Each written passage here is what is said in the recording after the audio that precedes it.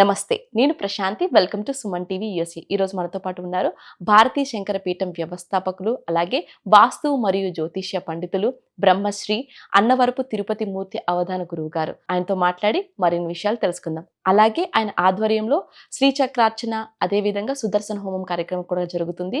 ఈ కార్యక్రమం ఫ్లోరిడా స్టేట్లో టాంపాలో ఘనంగా నిర్వహించడం జరుగుతుంది. ఈ కార్యక్రమంలో పాల్గొనాలి అనుకుంటే స్క్రీన్ పై కనిపిస్తున్న నెంబర్స్ కి కాల్ చేసి మీరు రిజిస్టర్ చేసుకోవచ్చు. అదేవిధంగా గురువు గారిని ఆన్లైన్లో అపాయింట్మెంట్ కొరకు లేదా వ్యక్తిగతంగా కలవాలి అనుకుంటే స్క్రీన్ పై కనిపిస్తున్న నెంబర్స్ కి కాల్ చేసి అపాయింట్మెంట్ తీసుకోగలరు. ఓం శ్రీ మహాగణాధిపతయే నమః. వెల్కమ్ టు యుఎస్ఏ అండి. Thank you. సో ముందుగా యుఎస్ఏ గురించి మొదలు పెట్టాం కంటే అమెరికా గురించి, అసలు ఈ అమెరికా భౌగోళికం పరంగా చూసుకుంటే ఇక్కడ వాస్తు కానీ, ఇక్కడ ఉన్నటువంటి మన భారతీయులు ఎంతోమంది నివసిస్తూ ఉన్నారు, ఈ యొక్క దేశ ప్రభావం మన భారతీయుల మీద ఏ విధంగా చూపిస్తుంది అంటారు? తప్పకుండా అమ్మా. దేశో విశాల అంటారు. ఏ దేశానికి ఆ దేశానికి ఒక ప్రాతినిధ్యం అనేటువంటిది ఉంటూ ఉంటుంది. కానీ ఏ దేశం ఉన్నప్పటికీ కూడా భూమండలం మీదనే ఉంది కనుక సూర్యోదయం సూర్యాస్తమానం మార్పులు జరగవచ్చు.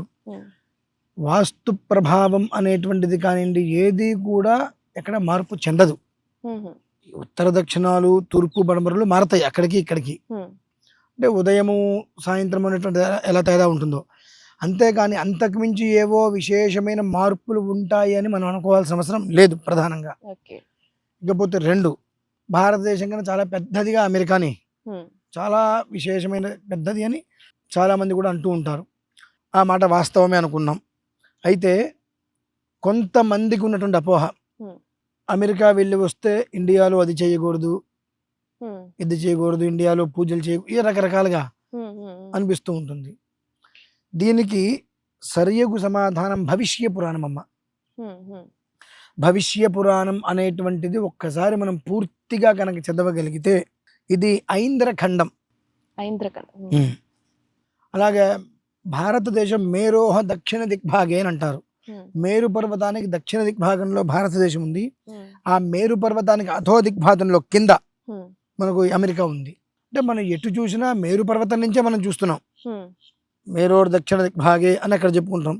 ఇక్కడ మేరో అధో దిగ్భాగే మేరు పర్వతాన్ని అయితే ఖచ్చితంగా తెలుసుకుంటున్నాం. కాబట్టి అక్కడికి ఇక్కడికి ఏదో వ్యత్యాసం ఉందనే మాట లేదు. కాలమానాలు కాస్త ఇబ్బందికరంగా అటు ఇటుగా ఒక 12 గంటలు 13 గంటలు అటు ఇటుగా ఉంటూ ఉంటాయి. మనకు ఉదయం అయితే ఇక్కడ రాత్రి అవ్వడం, ఇక్కడ రాత్రి అయితే అక్కడ ఉదయం అవడం జరుగుతాయి మినహాయిస్తే ఖండయోగంలో ఎక్కడ దోషాలు కనిపించడం లేదు. ఐంద్రఖండము అలాగే మేరు పర్వతానికి అధో దిగ్భాగంలో ఉంది. మనకు అక్కడ గంగ ఎంత ప్రాధాన్యతగా చూస్తామో, ఇక్కడ మిసిసిపి అనేటువంటి నది మొత్తం అమెరికా వాసులందరికీ కూడా జలం ఇచ్చేటువంటిది ప్రాణ నది. అంతేకాకుండా మనకు గంగేచ యమునే కృష్ణే గోదావరి సరస్వతి నర్మదే సింధు కావేరి జలేస్మిన్ సన్నిధిం కురు కావేరి తుంగభద్రాచ కృష్ణవేణ్యాచ గౌతమి భాగీరథి ప్రవిఖ్యాత పంచగంగా ప్రకీర్తిత అని చెప్పి ఏదైతే 16 నదులు మనకు చెప్పబడి ఉన్నాయో, అలానే 16 జీవనదులు కూడా ఇక్కడ ఉన్నాయి. ఆ 16 జీవనదుల యొక్క ప్రాంతంలోనే అమెరికా కూడా నది ఏదైతే మనం మిసిసిపి అని చెప్పుకున్నామో, ఆ నది ప్రధానమైనటువంటి గంగతో సమానంగా జీవనది ఇక్కడ. ఈ పరివాహిక ప్రాంతాలలో మొత్తం 16 జీవనదులు ఉన్నాయి. మరి ఇది దేంట్లో తక్కువ అనుకోవాలి మనం? అదేలేదు. అంటే ఇక్కడ కూడా మనం వాస్తు కూడా చూపించుకోవాలి. ప్రతి ఒక్కటి మనకు అక్కడ ఒక రకంగా ఉంటే ఇక్కడ ఒక రకంగా ఉంటుందేమో తప్పితే, ఎక్కడున్నప్పటికీ కూడా తూర్పు అటువైపే వస్తుంది. తూర్పుకి కుడి చేతి వైపు ఆగ్నేయమే ఉంటుంది, ఎడమ చేతి వైపు ఈశాన్యమే ఉంటుంది. దేశం మారాం కదా అని చెప్పి దేహం మారదు కదండి. దేశం మారితే ఇల్లు అయితే మారదు కదా. అక్కడ ఒక రకంగా కడితే ఇక్కడ ఒక రకంగా కడతారు. కానీ కట్టేటువంటిది పంచభూతాత్మక శక్తితోటే ఇమిడి ఉంటుంది. అంతేగాని కొత్తగా అయితే ఆకాశంలో నిర్మించేది లేదు కదా. కాబట్టి దేశాంతరం మారి ఉండొచ్చు కానివ్వండి, గమనాంతరం ఎప్పుడు కూడా ఎక్కడ మారే అవకాశాలు లేవు, మారవు. ఇంకా మీరు ఈ భవిష్య పురాణం అనేటువంటిది పరిపూర్ణంగా చదివితే, ఇక మనకు ఈ అమెరికాలో చాలా రాష్ట్రాలు ఉన్నాయి. కొన్ని రాష్ట్రాలకి కొన్ని ప్రాతినిధ్యాలు కూడా ఉన్నాయి. అందులో ప్రధానంగా కాలిఫోర్నియా అని మనం చెప్పుకుంటూ ఉంటాం. కపిల మహర్షి ఆశ్రమంగా కాలిఫోర్నియా ఉంది. కాలిఫోర్నియా అనేటువంటిది మీరు చదవండి ఒకసారి.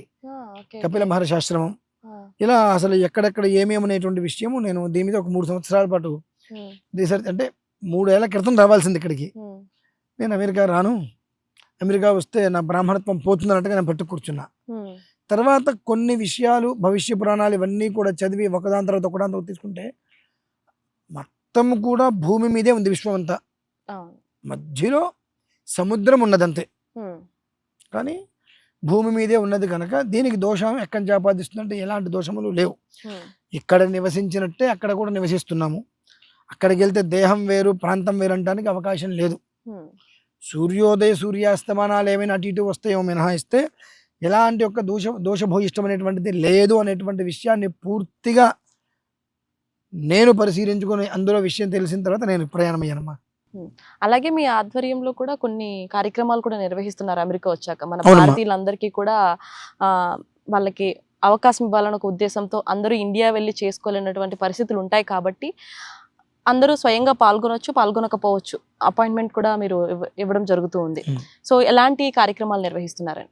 ఇక్కడ ప్రజెంట్ 1,00,000 బీజాక్షర సంపుటితో శ్రీచక్ర నవావరణార్చన, అలాగే 5 తలల పాముని గరుత్మంతుడు చీల్చి చెండాడినట్టుగా మనల్ని ఇబ్బంది పెట్టేటువంటి శత్రువులు ఎవరైతే ఉంటారో వారు పూర్తిగా మన నుంచి పక్కకి వెళ్ళిపోవాలి, నిర్వీర్యమైపోయే రీతిలో మహాసుదర్శన హోమం, ఈ 2 దానితో పాటుగా శతరుద్ర యాగం అనేటువంటివి ఇక్కడ ప్రారంభం జరుగుతుందమ్మా. అది విషయం. ధన్యవాదాలు గురువుగారు. సో చూసారు కదా, అమెరికాలో ఉన్నటువంటి తెలుగు ప్రజల కోసం ప్రత్యేకంగా గురువుగారు ఎన్నో విషయాలు విశేషాలు తెలియజేశారు. అదేవిధంగా గురువుగారి ఆధ్వర్యంలో శ్రీ చక్రార్చన, అదేవిధంగా సుదర్శన హోమం కార్యక్రమాలు కూడా జరుగుతూ ఉన్నాయి. ఈ కార్యక్రమంలో పాల్గొనాలి అనుకుంటే స్క్రీన్ పై కనిపిస్తున్న నెంబర్స్ కి కాల్ చేసి సంప్రదించగలరు. అలాగే గురువుగారిని వ్యక్తిగతంగా కలవాలన్నా, అదేవిధంగా ఫోన్ లో కూడా అపాయింట్మెంట్ తీసుకోవాలి అనుకుంటే స్క్రీన్ పై కనిపిస్తున్న నెంబర్స్ కి కాల్ చేసి అపాయింట్మెంట్ తీసుకోవచ్చు. ఈ కార్యక్రమం ఫ్లోరిడా స్టేట్ లో టాంపా సిటీలో జరుగుతున్నాయి.